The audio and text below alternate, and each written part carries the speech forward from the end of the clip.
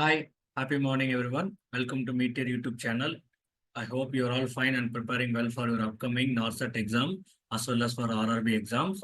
So only a few days are left for the exam. So kindly focus on your goal.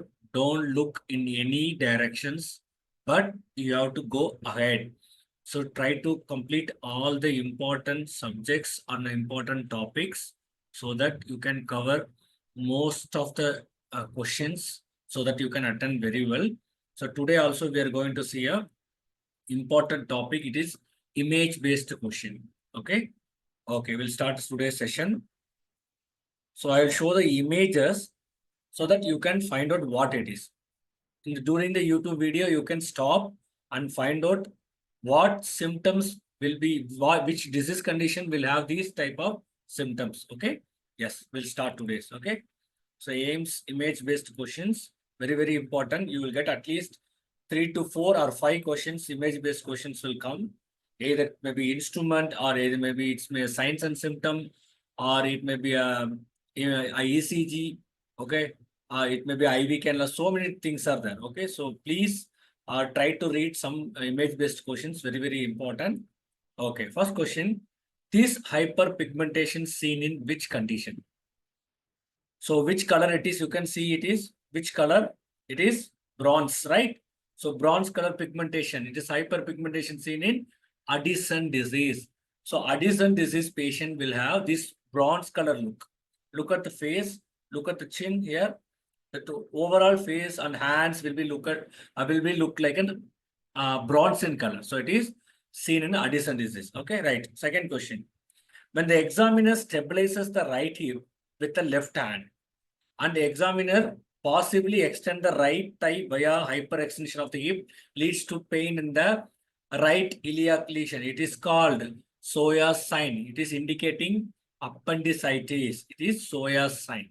Okay. So one more sign which related to the appendicitis, when the examiner palpating on the left lower quadrant, which leads to pain in the right lower quadrant. What it is? It is Rosing sign. Rosing sign. This is Soya sign. Two signs are there. One more sign you already know, that rebound tenderness. When the examiner palpating, that time the pain will not be there in the right lower quadrant. When removing the hand, that time the pain will start. So that is rebound tenderness, which is also an indicator of what? It is appendicitis, right? Okay. So what is this sign? What it is? Yes, it is seen in the basilar skull fracture, head injury, right? That is raccoon eyes or periorbital ecchymosis. Raccoon eyes or periorbital ecchymosis. Don't think that it is a black circle, okay? It is a raccoon eyes periorbital ecchymosis, especially seen in the basilar skull fracture. So it is also related to the basilar skull fracture. What sign it is? It is battle sign or mastoid ecchymosis. That is what that one is periorbital ecchymosis. This one is mastoid ecchymosis, otherwise called a battle sign. It is also a sign of an basilar skull fracture or a head injury. So next question. What is the name of the disease? So in which disease we can see this color changes in the fingers? It is Berger's disease. Berger's disease, otherwise called thromboangiitis obliterans. Okay. Berger's disease or thromboangiitis obliterans.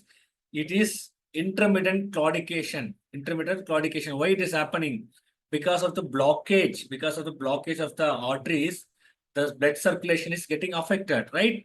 It may be a clot, it may be a thrombosis, right? So that is leads to these color changes and ischemia is happening. It is seen in the Berger's disease.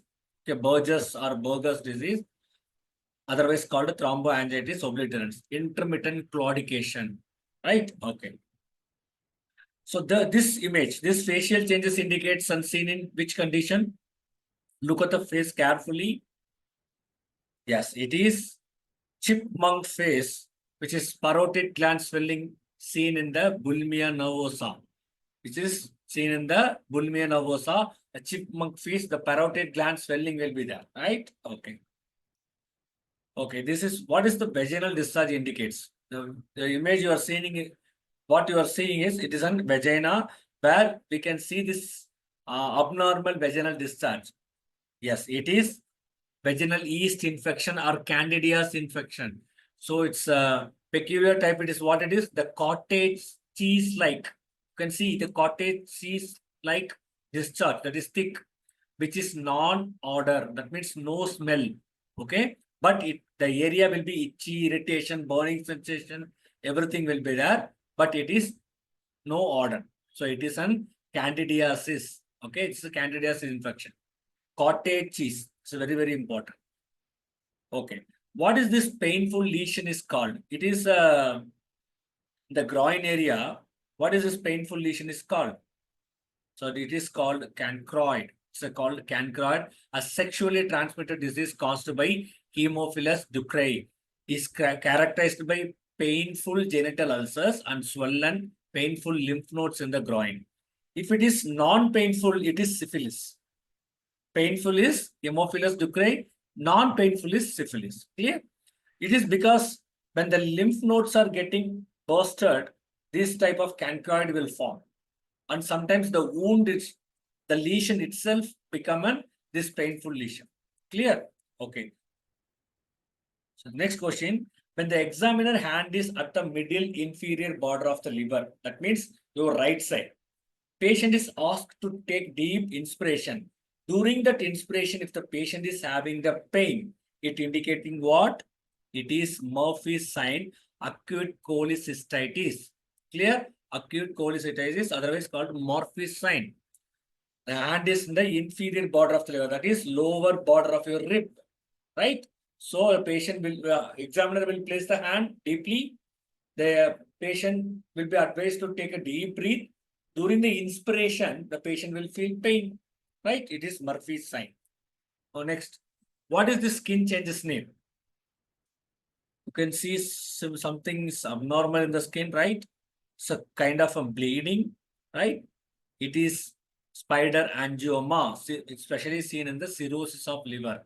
Spider web-like bleeding is the right. It is seen in the cirrhosis of liver, that is spider angioma.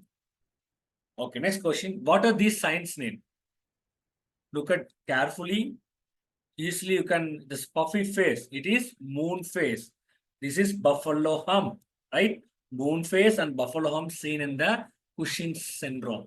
When the patient is having the Cushing syndrome, they will have the moon face, buffalo hump, yes, truncal obesity. So these and all a sign of a Cushing syndrome, right? The next question. This owl's eye appearance of cells seen in which condition?